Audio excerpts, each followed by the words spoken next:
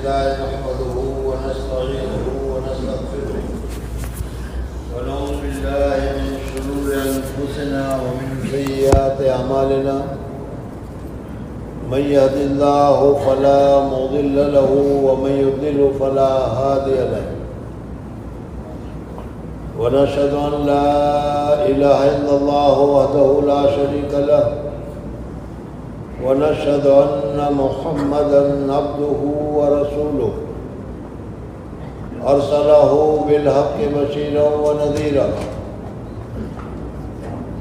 من يطع الله ورسوله فقد رشد ومن يعصهما فإنه لا يضر إلا نفسه ولا يضر الله شيئا أما بعد فقد قال النبي صلى الله عليه وسلم كلكم خطاؤون وخير الخطائين التوابون أو كما قال عليه الصلاة والسلام۔ بزرگوں اور دوستوں، اللہ جل جلالہ و امن والوں نے ہماری مغفرت کے لیے، اللہ جل جلالہ و امن والوں نے ہمیں اپنے قرب اور اپنی نزدیکی دینے کے لیے ایک بہت بڑا مہینہ، ایک بہت بڑا موقع، ایک بہت بڑا وقت اللہ تبارک و تعالیٰ نے عطا کیا تھا۔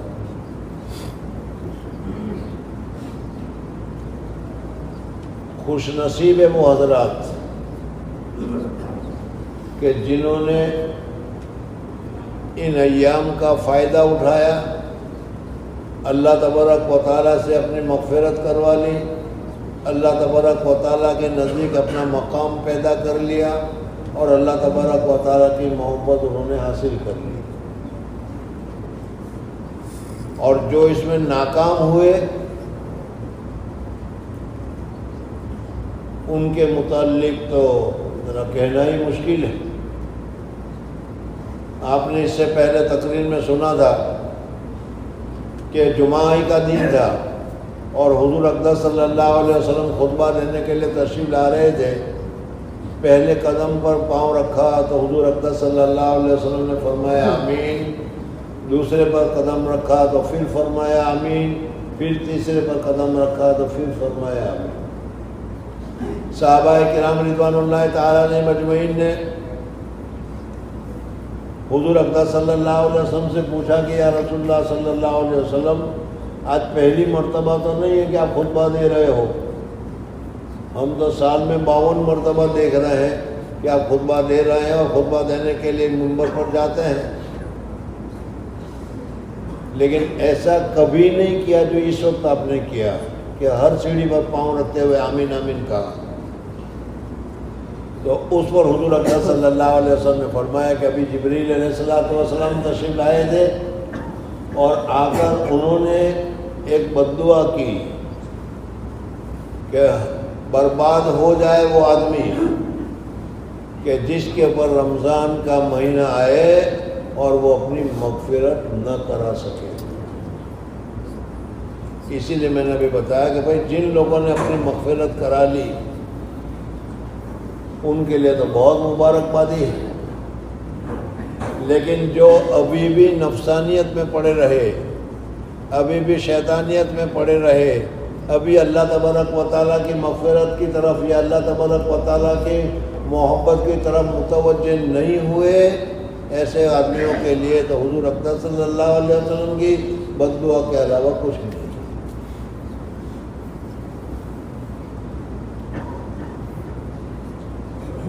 اس وقت آپ حضرات کے سامنے مختصر سا وقت ہے، اس مختصر سے وقت میں ایک بات کہنے کا ارادہ کر رہا ہوں، اور وہ یہ ہے کہ اللہ جل جلالہ و امن والوں نے جس عبادت کو بھی تم دیکھو، اس عبادت کے اخیر میں اللہ تبارک و تعالیٰ نے استغفار اور توبہ کو بہت ہی زیادہ اہمیت دی۔ یعنی جو عبادت ہے، جو کام ہے، کام پورا کرو، اور کام پورا کرنے کے بعد اخیر میں اپنی کمزوری کو ظاہر کرو، استغفار کرو، توبہ کرو۔ یہ اللہ تبارک و تعالیٰ کو بہت زیادہ پسند ہے۔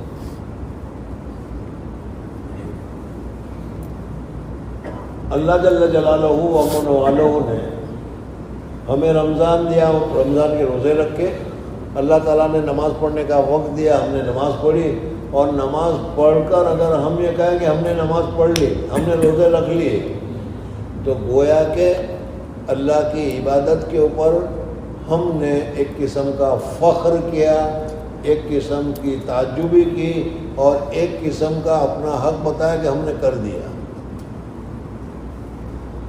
بزرگوں اور دوستو، اللہ جل جلالہ و من والہ کا جو مقام ہے، اللہ جل جلالہ و من والہ کا جو پوزیشن ہے، اللہ جل جلالہ و من والہ کی جو حالت ہے، وہ اتنی عرفہ، اتنی اونچی، اتنی لمبی اور اتنی بڑی ہے کہ ہم اس کا اندازہ ہی نہیں کر سکتے۔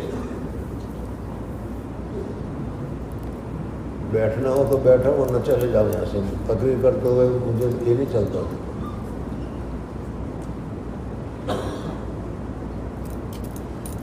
مضمون نکل جاتا ہے، میں تمہاری حرکت دیکھوں کہ میں اپنی تقریر سنوں۔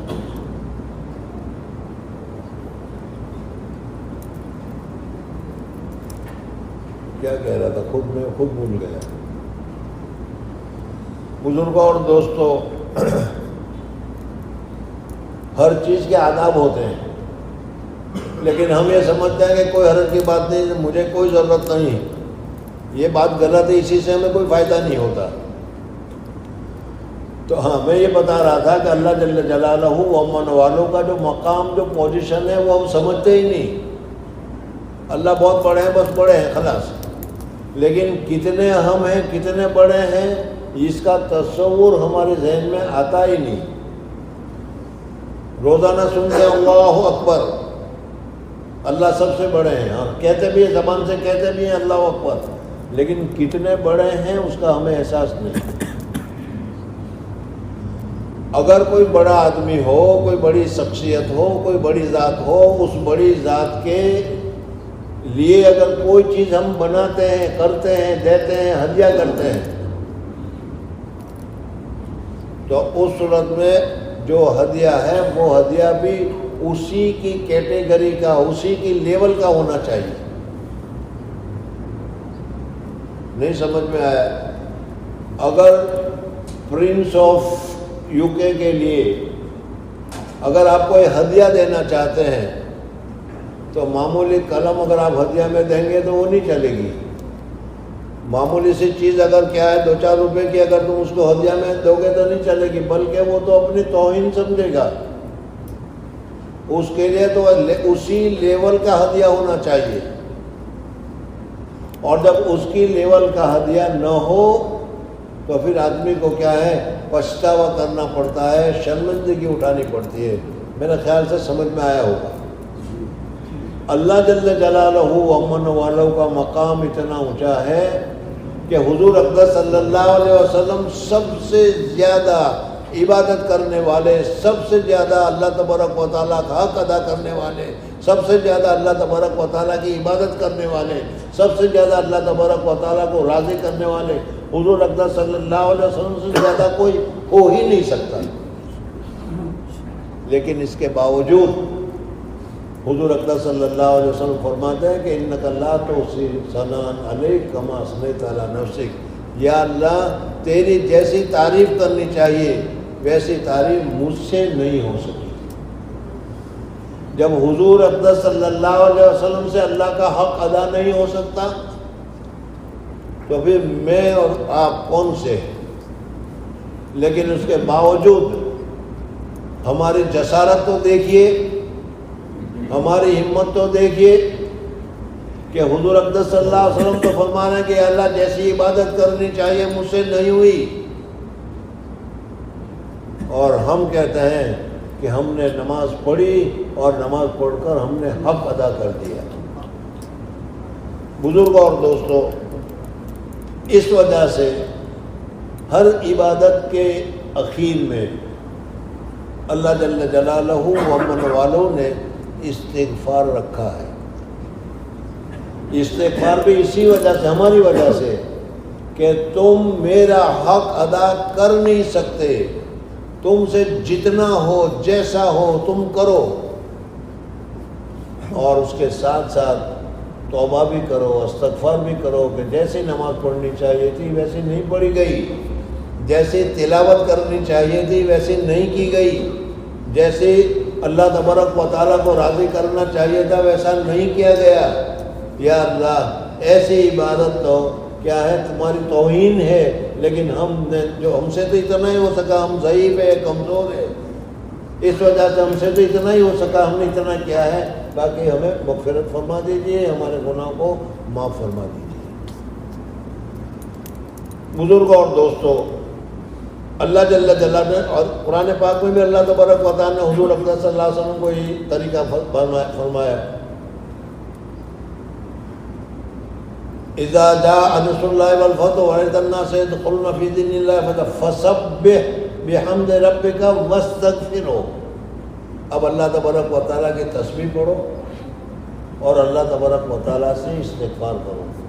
جس مشن کے لیے تم کو بھیجا تھا، اللہ تبارک و تعالیٰ کے وحدانیت کو بتلانے کے لیے جس مشن کے لیے بھیجا تھا، وہ مشن فتح مکہ کے بعد پورا ہو گیا۔ اب پہلے تو یہ حالت تھی کہ لوگوں کو بلا بلا کر سمجھانا پڑتا تھا، آ جاؤ آ جاؤ آ جاؤ آ جاؤ، لیکن کوئی آتا نہیں تھا۔ اور اب یہ پوزیشن ہے کہ گاؤں گاؤں سے، شہر شہر سے، دور دور سے قافلے کے قافلے آ رہے ہیں۔ اذا جاء نصر اللہ والفتح ورأيت الناس يدخلون في دين الله افواجا، اور دین اللہ کے دین میں فوج در فوج لوگ داخل ہو رہے ہیں۔ تمہارا جو کام تھا لوگوں کو دعوت دینے کا، تمہارا جو کام تھا لوگوں کو وحدانیت کی طرف لانے کا، وہ کام پورا ہو گیا۔ فسبح بحمد ربک، بس اللہ تبارک و تعالیٰ کی پاکیزگی کی تسبیح کرو، واستغفر، اور اس کا استغفار کرو۔ ان کے علاوہ بھی ہم نماز میں دیکھتے ہیں بہت ساری مثالیں ہیں، لیکن وہ مثالوں کے بتانے کا بھی زیادہ وقت نہیں ہے۔ ہم نے ابھی نماز پڑھی، اب نماز پڑھتے ہیں یا پڑھتے ہیں؟ ہم نماز پوری نماز پڑھتے ہیں پوری طریقے سے، جیسا قیام میں کھڑے ہونے کی حالت میں کھڑا ہونا چاہیے، رکوع کی حالت میں جیسا رکوع کرنا چاہیے، سجدے کی حالت میں جیسا سجدہ کرنا چاہیے۔ بزرگ اور دوستو، آپ کر سکتے ہیں، لیکن میں اپنے لیے کہہ سکتا ہوں کہ مجھ سے نہیں ہوتا۔ جس وقت تم اللہ تبارک و تعالیٰ کے سامنے کھڑے ہو، دنیا میں ایک بیرسٹر جج کے سامنے جب تم کھڑے ہوتے ہو تو اپنی ظاہری حالت، اپنی توجہ، اپنا دھیان کیسا جج کی طرف کر لیتے ہو، اس وقت دوسری جگہ پر تمہارا دھیان بھی نہیں جاتا، تمہاری توجہ بھی نہیں جاتی، تم سوچتے بھی نہیں، اور بڑے ادب کے ساتھ کھڑے رہتے ہو۔ بزرگوں اور دوستو، اللہ جل جلالہ و امن والوں کے سامنے کھڑے ہو رہے ہیں ہم، کیا ہم اس احساس کے ساتھ اس طریقے سے ہم کھڑے ہوتے ہیں؟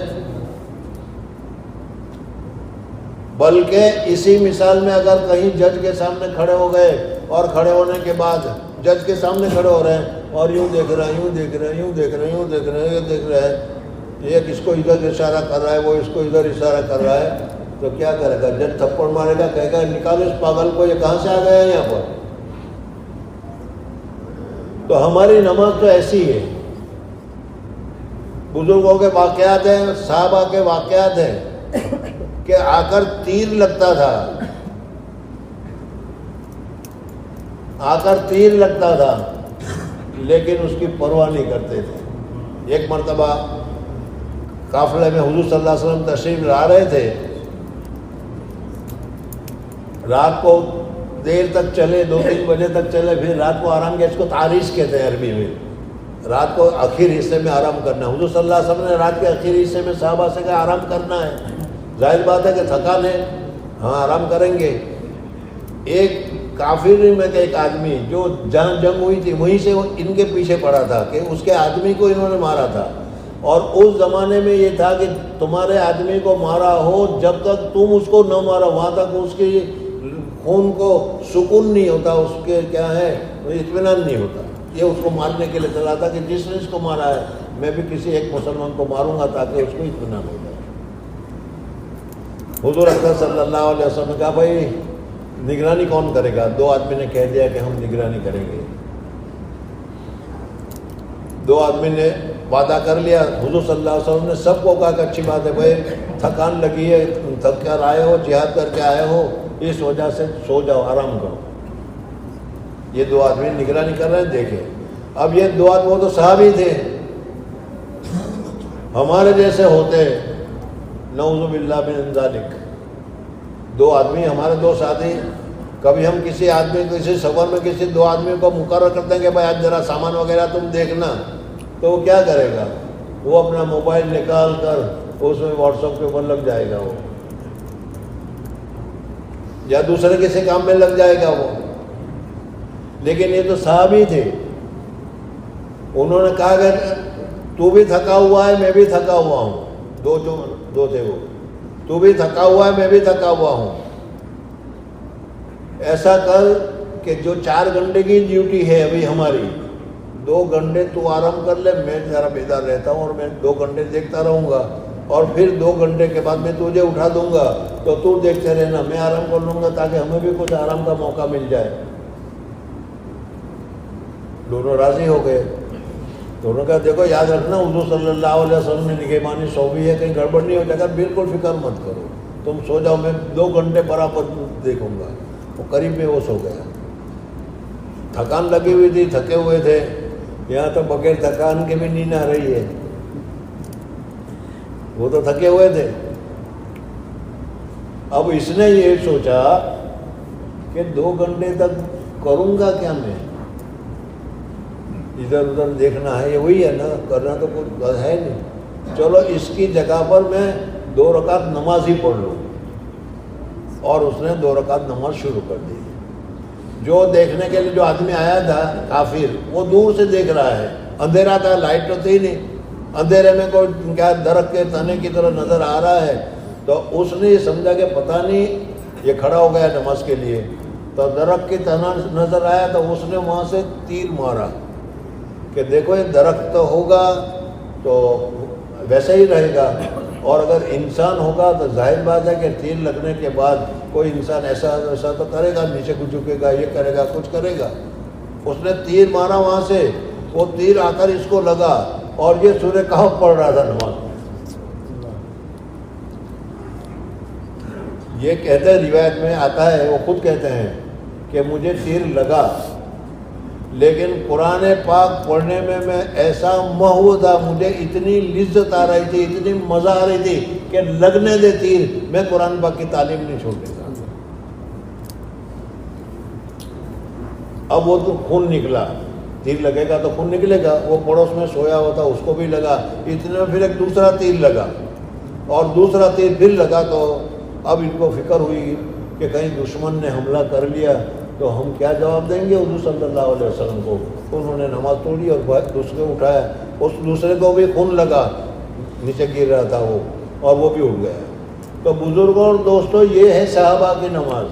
یہاں تو مچھر کاٹتے ہیں تو پتہ چل جاتا ہے کہ مچھر کاٹ رہا ہے کچھ. خیر بہرحال میں یہ کہنا چاہ رہا تھا کہ ایسی نماز پڑھنے والے بھی اللہ تبارک و تعالیٰ سے کہتے تھے کہ آپ کا حق ادا نہیں ہوا. اِنَّكَ لَا أُحْصِي ثَنَاءً كَمَا أَثْنَيْتَ عَلَىٰ نَفْسِكَ، جیسی آپ کی تعریف کرنی چاہیے، جیسا آپ کا حق ادا کرنا چاہیے، مجھ سے نہیں ہوا. بزرگوں اور دوستوں، اسی وجہ سے حدیث پاک میں آتا ہے کہ حضور اقدس صلی اللہ علیہ وسلم جب نماز پڑھ کر سلام پھیرتے تھے تو سلام پھیرنے کے ساتھ 3 مرتبہ استغفر اللہ استغفر اللہ استغفر اللہ کہا کرتے تھے. حدیث میں آتا ہے حضور صلی اللہ علیہ وسلم نے نماز پڑھی ہے اور کوئی گناہ کا کام نہیں کیا ہے، نماز پڑھی اور پورے حق کے ساتھ نماز پڑھی ہے، لیکن اس کے باوجود حضور اقدس صلی اللہ علیہ وسلم فرما رہے استغفر اللہ استغفر اللہ، یا اللہ جیسا آپ کی نماز کا حق تھا وہ نماز کا حق مجھ سے ادا نہیں ہوا، اس وجہ سے میں توبہ کرتا ہوں کہ میری اس نماز سے مجھ سے حق ادا نہیں ہوا، میری کوتاہی کو معاف کر دیجئے، میری کوتاہی کو معاف کر دیجئے، میری کوتاہی کو معاف کر دیجئے۔ تو بزرگ اور دوستو، یہ میں آپ کو اتنی تفصیل کے ساتھ اس وجہ سے بتا رہا ہوں کہ رجب میں ہم نے کہا تھا الحمدللہ اللہم بارک لنا فی رجب و شعبان وبلغنا الی رمضان، رجب سے ہم کو جوش آ رہا تھا، خوش ہو رہے تھے، رمضان آ رہا ہے، رمضان آ رہا ہے، رمضان آ رہا ہے، بڑی مغفرت کا مہینہ آ رہا ہے، بڑی لوٹنے کا مہینہ آ رہا ہے، خوب عبادت کرنے کا مہینہ آ رہا ہے، خوب جوش آ رہے ہیں، اور رمضان بھی آ گئے، اور آنے کے بعد عشرہ پہلا بھی گزرا، دوسرا بھی گزرا، اور یہ آخری دن آ گئے۔ آئندہ جمعہ رمضان میں کہیں نہیں ملے گا آپ تمہیں، آئندہ جمعہ جو ہے کہیں رمضان کسی جگہ پر دنیا میں کسی حصے میں بھی نہیں ملے گا، وہ آخری دن چل رہا ہے، آخری رمضان چل رہا ہے، اور آخری رمضان کی وجہ سے بعض حضرات تو وہ جمعۃ الوداع کی بات کر رہے ہیں۔ مجھے بھی کسی نے رات پوچھا تھا جمعۃ الوداع، الحمدللہ ہمارے یہاں یہ بدعت نہیں ہے، اس لیے اس کے لیے کہنے کی ابھی ضرورت بھی نہیں ہے۔ بہرحال یہ جمعہ ہے، جمعہ کا دن بہت بڑا ہے، اور رمضان کی جمعہ یہ بھی بہت بڑی بات ہے، لیکن چونکہ یہ عشرہ اخیرہ ہے، اور عشرہ اخیرہ میں ہر عبادت کے اخیر میں اللہ تبارک و تعالیٰ نے یا کیا حضور اکرم صلی اللہ علیہ وسلم نے ہمیں استغفار بتایا ہے۔ اس وجہ سے ہمیں ان آخری 10 دنوں میں یا آخری 5 دنوں میں، اب جتنے بھی دن باقی ہے، اس میں اللہ تبارک و تعالیٰ کے سامنے رونا ہے، اور اللہ تبارک و تعالیٰ کے سامنے معافی مانگنی ہے، اور عبادت کر کے معافی مانگنی ہے کہ یا اللہ جیسی عبادت کرنی چاہیے ویسی عبادت ہم سے نہیں ہوئی، جیسا روزہ رکھنا چاہیے ویسا روزہ ہم سے نہیں ہوا، جیسے تہجد پڑھنی چاہیے ویسے تہجد ہم سے نہیں پڑھی گئی۔ یہ ہمیں کوتاہی کے لیے بتایا گیا ہے، خود حضور اکرم صلی اللہ علیہ وسلم کو بتایا گیا کہ وسبح بحمدک واستغفرہ انہ کان توابا، استغفار کرنے کا حکم دیا گیا۔ تو اسی وجہ سے میں نے آیت تو یہ پڑھی تھی کہ حضور حدیث تو یہ پڑھی تھی کہ حضور صلی اللہ علیہ وسلم نے فرمایا کہ کلکم خطاؤن، آپ سب لوگ خطا کار ہیں، گنہگار ہیں۔ بزرگ اور دوستو، آج سب سے بڑا المیہ کہہ دیجئے وہ یہ ہے کہ اتنے سارے خطا کار، اتنے سارے گنہگار، اتنے سارے نافرمان، اتنے سارے اللہ تبارک و تعالیٰ کے حکموں کو توڑنے کے باوجود ہم اپنے آپ کو خطا کار ماننے کے لیے تیار نہیں ہیں۔ خطا کار ہیں وہ فلانا ہے، وہ فلانا ہے، وہ فلانا ہے، میں نہیں، میں تو بہت نیک اور بہت پرہیزگار ہوں۔ اپنے آپ کو گنہگار نہ سمجھنا یہ بھی سب سے بڑا گناہ ہے۔ شیطان نے ایسی پٹی پڑا رکھی ہے کہ تمہارے جتنے برے کام ہیں، جتنے برے گناہ کے کام ہیں، وہ سارے گناہ کے کام تمہیں اچھے نظر آ رہے ہیں، اس لیے تم کو اپنے آپ کو اچھا سمجھ رہے ہو۔ حضور اقدس صلی اللہ علیہ وسلم اس حدیث میں جو میں نے ابھی آپ کو پڑھ کر سنائی، حضور اقدس صلی اللہ علیہ وسلم نے فرمایا کلکم خطاؤن، تم لوگ سب کے سب گنہگار ہو۔ ہاں یہ فرق ہے 99 اور 100 کا، 99 اور 25 کا۔ کوئی 25 درجہ گنہگار ہے، کوئی 99 درجہ گنہگار ہے، کوئی 100 درجہ گنہگار ہے، لیکن گنہگار سب کچھ ہے۔ اور جب ہم گنہگار ٹھہرے تو ہمارے لیے پھر یہی ایک راستہ ہے جو حضور اقدس صلی اللہ علیہ وسلم نے فرمایا کلکم خطاؤن وخیر الخطائین التوابون، گنہگاروں میں سب سے بہترین گنہگار کون؟ یہ بھی ایک سوال ہے۔ ارے گنہگار میں بھی کوئی اچھا ہو سکتا ہے، لیکن حضور صلی اللہ علیہ وسلم نے فرمایا خیر الخطائین، خطا کرنے والوں میں سب سے بہترین جو ہے توابون ہیں جو اللہ تبارک و تعالیٰ کے سامنے توبہ اور استغفار کرتے ہیں۔ بزرگوں اور دوستوں، بات تو بڑی لمبی ہے، لیکن مختصر میں یہ کہنا چاہتا ہوں کہ رمضان کے بہت کم دن باقی رہ گئے۔ جیسا روزہ رکھنا چاہیے تھا ویسا روزہ ہم سے نہیں رکھا گیا، جیسے نماز پڑھنی چاہیے تھی ویسے نماز ہم سے نہیں پڑھی گئی، جیسی عبادت کرنی چاہیے تھی ویسی عبادت ہم سے نہیں کی گئی۔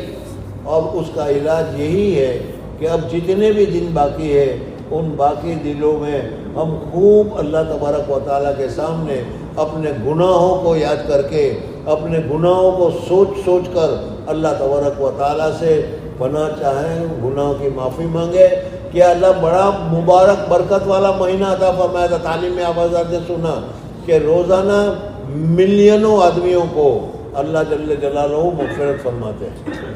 اور یہ جو عشرہ چل رہا ہے، اس عشرے کا تو نام ہی ہے عتقم من النیران، جہنم سے آزادی کا عشرہ ہے۔ اس مہینے میں تو اللہ تبارک و تعالی جہنم سے آزادی کا پروانہ دیتا ہے کہ جاؤ، تو نے بہت اچھا کام کیا، تو نے بہت اچھی تراویح پڑھی، تو نے بہت اچھا قرآن پڑھا، تو نے بہت اچھا روزہ رکھا، جہنم سے تجھے آزادی ہے، جاؤ جہنم میں تجھے نہیں ملے گا۔ اب ہم نے کھانے پینے کے علاوہ اگر کچھ کام کیا ہو تو کیا ہو، لیکن اللہ جل شانہ کی ذات سے امید ہے کہ اگر ہم سے عبادت نہیں ہوئی ہے تو بھی اللہ تبارک و تعالیٰ فرماتے ہیں کہ توبہ کرو، استغفار کرو، اپنی کمزوری کا اظہار کرو، اللہ تبارک و تعالیٰ کے سامنے رو کہ یا اللہ جیسا کام کرنا چاہیے تھا ویسا مجھ سے نہیں ہوا۔ اللہ تبارک و تعالیٰ فرمائے گا کہ ٹھیک ہے بندے، میں جانتا تھا کہ تو ضعیف ہے، میں جانتا تھا کہ تو کمزور ہے، میں جانتا تھا کہ تجھ سے نہیں ہو سکتا ہے، لیکن تو نے یہ قبول کر لیا کہ مجھ سے نہیں ہوا، میں نے جاؤ تمہیں معاف کر دیا۔ تو یہ معاف کرنے کا طریقہ جو ہے استغفار اور توبہ ہے، اور یہ ہر عبادت کے اخیر میں رکھا ہے۔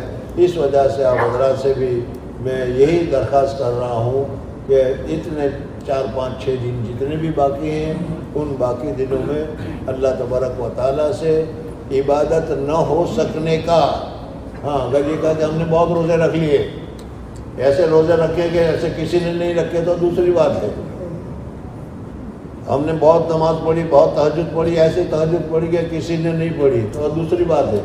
لیکن اگر کمی ہے تو کمی کو محسوس کیجئے، اپنے گناہوں کو یاد کیجئے اور اللہ تبارک و تعالیٰ سے صلاۃ الاستغفار پڑھیے، توبہ کی نماز پڑھیے اور اللہ تبارک و تعالیٰ سے توبہ کیجئے۔ اللہ تبارک و تعالیٰ مجھے بھی اور آپ حضرات کو بھی سچی توبہ کرنے کی توفیق عطا فرمائے۔ سبحان اللہ و بحمدہ، سبحانک اللہم و بحمدک، نشہد ان لا الہ الا انت، نستغفرک و نتوب الیک۔